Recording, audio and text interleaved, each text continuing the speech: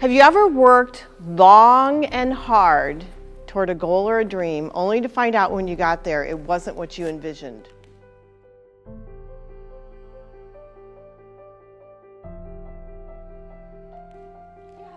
Me too.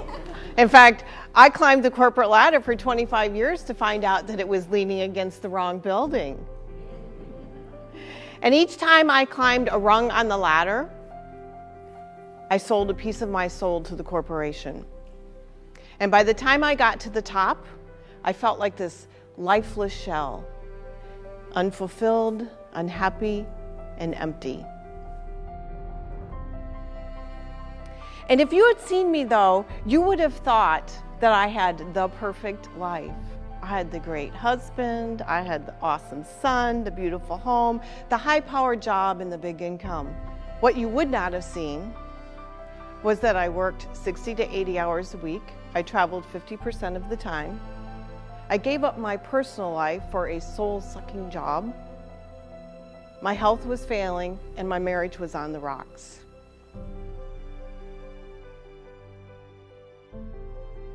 And you might be asking, why was I even running on that treadmill?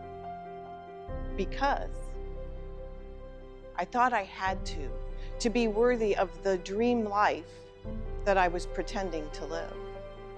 And I also thought that when I got to the top, there would be these big boxes with big shiny bows on the top that said happiness, worthiness, and self-love. And boy, was I wrong. My childhood was a training in unworthiness.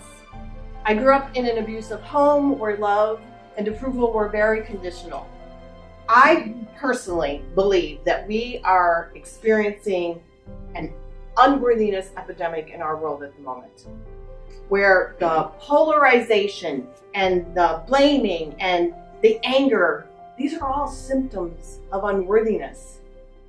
And I want you to understand how unworthiness takes toll on your life, how it gets implemented into your life, and how society impacts you when it comes to the unworthiness factor.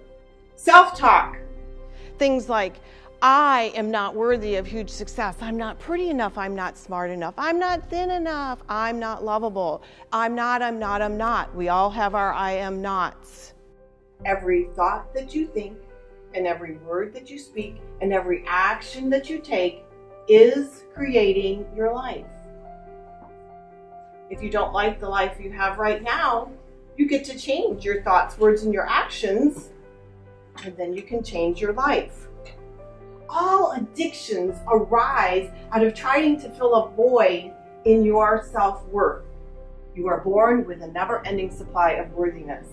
That means unworthiness has been learned, and it can be unlearned. To get your inner bully under control, you need some tools to get started. The first tool is the turnaround.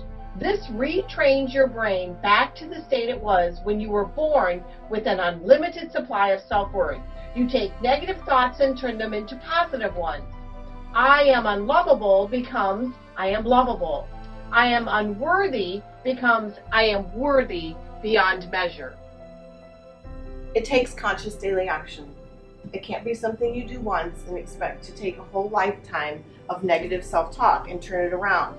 The second tip and the second thing that I did, I decided to dream and visualize. And I decided to dream big.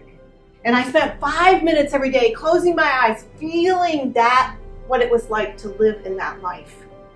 But you can't just sit on the couch and eat bonbons and expect it to show up at the door. So the third thing I had to do was I had to take action. So I made little baby steps every day toward those goals. What is it costing you to stay in that cycle? One of my gifts is actually helping people transform their relationship with unworthiness, because only when you feel worthy can you create the life you love.